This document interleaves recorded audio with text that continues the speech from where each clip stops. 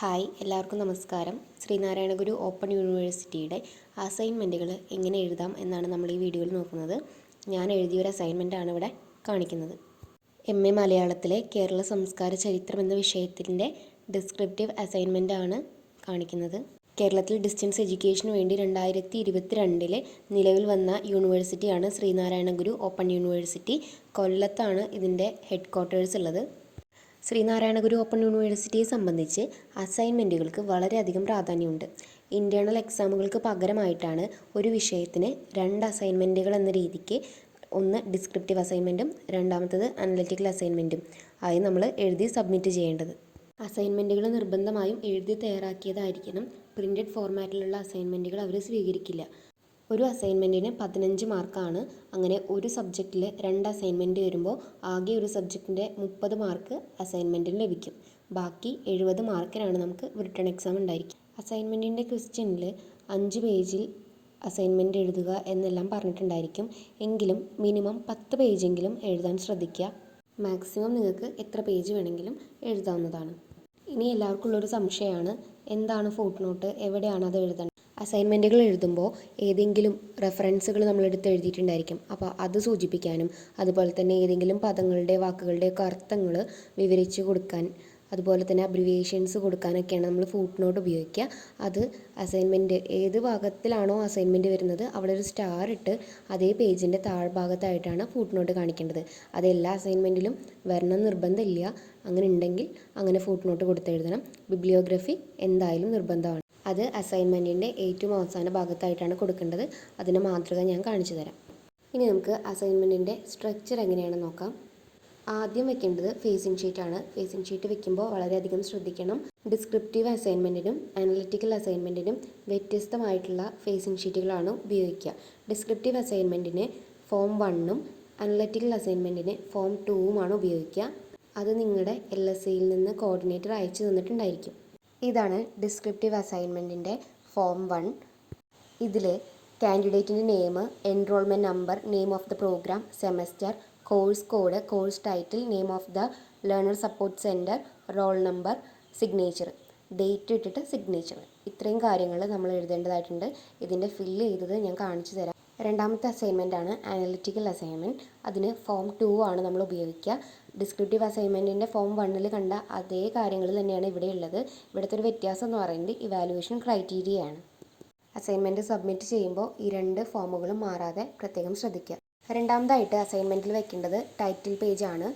Title page print എടുത്ത് വെക്കണം എന്നുള്ളത് നിർബന്ധമല്ല. നിങ്ങൾക്ക് വേണമെങ്കിൽ ഇത് ഇതുപോലെ എഴുതിയും വെക്കാം. ആദ്യം ശ്രദ്ധിക്കേണ്ട കാര്യം, ഡിസ്ക്രിപ്റ്റീവ് അസൈൻമെൻറ്റിന് ടൈറ്റിൽ പേജ് വെക്കുമ്പോൾ മുകളിൽ റൈറ്റ് സൈഡിലായിട്ട് ഡിസ്ക്രിപ്റ്റീവ് അസൈൻമെൻ്റ് എന്ന് എഴുതണം. അതുപോലെ തന്നെ അനലറ്റിക്കൽ അസൈൻമെൻറ്റിനാണ് ടൈറ്റിൽ പേജ് വെക്കുന്നതെങ്കിൽ അതിൻ്റെയും മുകളിൽ റൈറ്റ് സൈഡിൽ അനലറ്റിക്കൽ അസൈൻമെൻ്റ് എന്ന് എഴുതണം. അതുപോലെ തന്നെ അസൈൻമെൻറ്റ് ക്വസ്റ്റ്യൻ എന്നുള്ളതിന് താഴെ നമ്പർ ഇട്ട് നിങ്ങളുടെ ക്വസ്റ്റ്യൻ ഏതാണെങ്കിൽ അത് എഴുതണം. ശേഷം താഴെ name, enrolment number, roll number നിങ്ങളുടെ LSC കോർഡിനേറ്റർ നിങ്ങൾക്ക് അയച്ചു തരും. റോൾ നമ്പറും എൻറോൾമെൻറ്റ് നമ്പറും മാറിപ്പോവരുത്. Then programme, course code, mobile number. ഇത്രയും ഡീറ്റെയിൽസ് ആണ് ടൈറ്റിൽ പേജിൽ കൊടുക്കേണ്ടത്. നിങ്ങൾക്ക് വേണമെങ്കിൽ ടൈറ്റിൽ പേജ് തൊട്ട് തന്നെ പേജ് നമ്പർ ഇട്ട് തുടങ്ങാം കേട്ടോ. ടൈറ്റിൽ പേജിന് ശേഷം ആമുഖം, ഉള്ളടക്കം, ഉപസംഹാരം അല്ലെങ്കിൽ ഇൻട്രൊഡക്ഷൻ, കണ്ടൻറ്റ്, കൺക്ലൂഷൻ, ഇങ്ങനെ ഒരു ഓർഡറിലാണ് വരേണ്ടത്. ഏറ്റവും അവസാനം വെക്കേണ്ട പേജാണ് ബിബ്ലിയോഗ്രഫി അല്ലെങ്കിൽ സഹായക ഗ്രന്ഥങ്ങൾ. നിങ്ങൾ ഈ ഒരു അസൈൻമെൻറ്റ് എഴുതി തയ്യാറാക്കാനായിട്ട് റെഫർ ചെയ്തത് എന്തെല്ലാമാണ്, എന്തൊക്കെ സോഴ്സിൽ നിന്നാണ് നിങ്ങൾ റെഫറൻസ് എടുത്തത്, അതാണ് ബിബ്ലിയോഗ്രഫിയിൽ കൊടുക്കേണ്ടത്. അതിൽ ബുക്സ്, വെബ്സൈറ്റിൻ്റെ പേരുകൾ, അങ്ങനെ റെഫറൻസുകളെല്ലാം ബിബ്ലിയോഗ്രഫിയിൽ വരും. ഫേസിംഗ് ഷീറ്റിൽ ശ്രദ്ധിക്കേണ്ട കാര്യം, നെയിം ഓഫ് ദ പ്രോഗ്രാം എന്ന് പറയുന്നത് നിങ്ങൾ ഏത് കോഴ്സാണോ ചെയ്യുന്നത്, അതായത് MA മലയാളം ആണെങ്കിൽ MA മലയാളം, അല്ലെങ്കിൽ MA ഹിസ്റ്ററി, MA ഇംഗ്ലീഷ് ഏതാണെങ്കിൽ അത്. ഇനി സെമസ്റ്റർ, ഏത് സെമസ്റ്റർ ആണെങ്കിൽ ആ സെമസ്റ്ററിൻ്റെ പേര് കൊടുക്കുക. സെമസ്റ്റർ 1 ആണെങ്കിൽ 1 അങ്ങനെ കൊടുക്കുക. അത് കഴിഞ്ഞ് നിങ്ങളുടെ കോഴ്സ് കോഡ്, അത് നിങ്ങളുടെ ടെക്സ്റ്റ് ബുക്കിൻ്റെ മുകളിൽ ഫ്രണ്ടിലായിട്ട് തന്നെ ഉണ്ടായിരിക്കും. അതുപോലെ തന്നെ ആ സബ്ജക്റ്റിൻ്റെ പേര്, കേരള സംസ്കാര ചരിത്രം, അതിൻ്റെ കോഡാണ് M21 ML01 DC. അതുപോലെ നിങ്ങളുടെ സബ്ജക്റ്റിനും ഒരു കോഴ്സ് കോഡും ടൈറ്റിലും ഉണ്ടായിരിക്കും. നമ്മുടെ ടെക്സ്റ്റ് ബുക്ക് അതിൻ്റെ ഫ്രണ്ടിൽ തന്നെ ഉണ്ട്, കേരള സംസ്കാര ചരിത്രം. ഇതാണ് കോഴ്സ് ടൈറ്റിൽ. അത് കോഴ്സ് കോഡ് എന്ന് പറയുന്നത് M21 ML01 DC. ഇങ്ങനെയാണ് ചോദ്യം വരിക. അതിൽ സെറ്റ് 1 ഡിസ്ക്രിപ്റ്റീവ് അസൈൻമെൻറ്റിലെ 4ാമത്തെ ചോദ്യമായിട്ടുള്ള കേരളത്തിലെ പ്രധാന മതങ്ങളും അവയുടെ ഉത്ഭവവും വളർച്ചയും പരിണാമവും വിവരിക്കുക. ഈ ചോദ്യത്തിൻ്റെ അസൈൻമെൻറ്റാണ് ഞാൻ എഴുതിയിട്ടുള്ളത്. അതിലെ ഹിൻസ് കണ്ടോ? ആമുഖം, മതങ്ങൾ, ബുദ്ധമതം, ജൈനമതം, സംഘകൃതികൾ, ചിലപ്പതികാരം, മണിമേഖല, പാലിയം ശാസനം, ശ്രീമൂലവാസം, ഇസ്ലാം മതം, അറബി വാണിജ്യബന്ധം, ഗ്രന്ഥങ്ങൾ, പള്ളികൾ, ചേരമാൻ പെരുമാൾ, മക്ക സന്ദർശനം, ആര്യമതം, ശൈവ വൈഷ്ണവ മതങ്ങൾ, ശങ്കരാചാര്യർ, അദ്വൈത ദർശനം, ഉപസംഹാരം, സഹായക ഗ്രന്ഥങ്ങൾ. ഇങ്ങനെ ഒരു ഓർഡറിലായിരിക്കണം നമ്മുടെ അസൈൻമെൻറ്റ് ഉണ്ടായിരിക്കേണ്ടത്. അതിനാണ് അവരവിടെ ഹിൻസ് ആയിട്ട് കൊടുത്തിട്ടുള്ളത്. ഈ ചോദ്യത്തിന് ഉത്തരം എഴുതാനുള്ള റെഫറൻസ് ബുക്കുകൾ എവിടെ നിന്നാണ് എന്നുള്ളൊരു ചോദ്യം എല്ലാവർക്കും ഉണ്ടായിരിക്കും. നമ്മുടെ ടെക്സ്റ്റ് ബുക്കിൻ്റെ ഈ പാഠവുമായി ബന്ധപ്പെട്ടിട്ടുള്ള ടെക്സ്റ്റ് ബുക്കിൻ്റെ ബാക്കിൽ തന്നെ റെഫറൻസ് ബുക്സ് എന്ന് പറഞ്ഞിട്ട് കൊടുത്തിട്ടുണ്ടായിരിക്കും. അതിൽ പല ബുക്കുകളുടെയും പേരുകളുണ്ടായിരിക്കും. ആ ബുക്കുകൾ നമ്മൾ ലൈബ്രറിയിൽ പോയിട്ട് എടുത്തിട്ടാണ് അസൈൻമെൻറ്റ് എഴുതുന്നത്. അങ്ങനെ എഴുതുമ്പോൾ നമുക്കൊരു കാര്യം മനസ്സിലാവും, ഇതേ ചോദ്യവുമായി ബന്ധപ്പെട്ട് ഇതേ ഒരു ഓർഡറിൽ തന്നെയാണ് ആ ബുക്കിലും കണ്ടൻറ്റുകൾ കിടക്കുന്നത്. അപ്പോൾ നമുക്കത് റെഫർ ചെയ്ത് എഴുതാൻ വളരെ എളുപ്പമാണ്. ചോദ്യത്തിൽ പറഞ്ഞിട്ടുള്ള ഇത്തരം കാര്യങ്ങൾ നമ്മൾ അസൈൻമെൻറ്റിൽ എഴുതുമ്പോൾ ജസ്റ്റ് ഒന്ന് പെൻസിൽ കൊണ്ട് ഹൈലൈറ്റ് ചെയ്യാൻ പ്രത്യേകം ശ്രദ്ധിക്കുക. അതൊക്കെ നമ്മുടെ അസൈൻമെൻറ്റിന് കൂടുതൽ മാർക്ക് വാങ്ങിത്തരാൻ സഹായിക്കും. അസൈൻമെൻറ്റിലെ ചോദ്യം കേരളത്തിലെ പ്രധാന മതങ്ങളും അവയുടെ ഉത്ഭവവും വളർച്ചയും പരിണാമവും വിവരിക്കുക. ഇതാണ് ചോദ്യം എന്ന് പറയുന്നത്. ഇനി ഇതിൻ്റെ ആമുഖം എഴുതിയിട്ടുണ്ട്. ആമുഖം 2 പേജിലായിട്ടാണ് ആമുഖം എഴുതിയിട്ടുള്ളത്.